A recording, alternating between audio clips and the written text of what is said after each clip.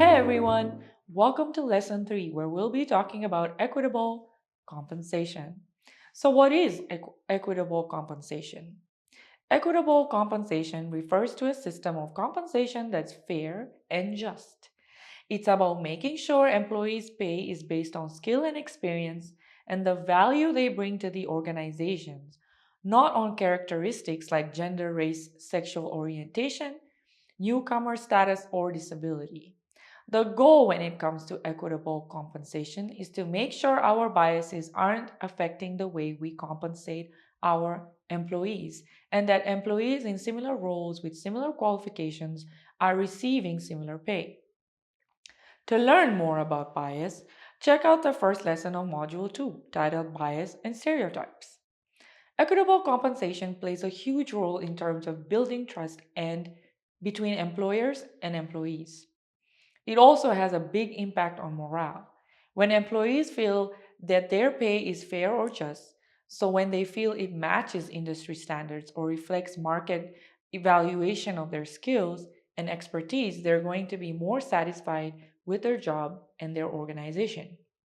They'll feel a greater sense of commitment or connection to their work. In other words, they'll be more engaged, and since an employee that's highly engaged is less likely to develop their job, that is going to help minimize turnover. So, equitable compensation helps us sustain talent. When an organization doesn't prioritize equitable compensation, bias is going to affect the way employees are paid. Meaning, some employees, namely those who are white, straight, and cisgender, are going to be paid more than others for equal work. Naturally, this is going to foster resentment and frustration. Employees will eventually leave to seek better opportunities elsewhere with organizations that do, in fact, prioritize equal pay. Prioritizing equal pay is also going to help your organization avoid the legal challenges and reputational damages that are often the result of unequal pay structures. So, here are a couple of strategies to help reduce bias when it comes to compensation. First, establish clear objective criteria. This means setting salary ranges for each position based on industry standards, the organization's budget, and the requirements of that role. This is going to help ensure decisions around compensation are based on clear, objective criteria rather than subjective judgments. Second, use data driven metrics like sales or project completion when deciding on compensation. This is going to help us avoid letting factors like race or gender influence pay decisions. Third, strategize compensation reviews by creating a structured review process that can be applied to all employees, including leadership. Evaluating everyone using the same framework is going to reduce the risk of biases creeping into the decision making process.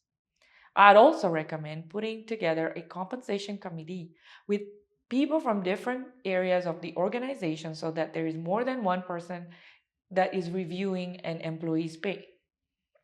This is going to reduce the likelihood of any one individual biases affecting the outcome. Fourth, conduct regular pay audits. So, analyze data across gender, race, disability, and other social categories to identify gaps and or disparities. And if you find a pay gap, take action to rectify it. For example, by adjusting salaries and apologizing to those who've been underpaid. I'd also recommend checking to see whether your organization's pay scales match industry standards. So, how do they compare to other organizations in the same sector? We want to be sure that the pay we're offering is equitable and on par with our competitors. Otherwise, we risk losing people to those competitors. The last thing I'd recommend is going out and communicating the company's new compensation structure to employees, outlining factors that influence decisions around pay. This transparency is going to help hold leaders and other stakeholders accountable so that pay equity becomes a reality and we can reap its benefits in terms of engagement and retention. This brings us to the end of lesson 3. Thanks for watching. To learn more, be sure to check out the HR toolkit linked in the conclusion section. I'd also recommend checking out the video about bias that I mentioned before, which you can find in the first section of Module 2.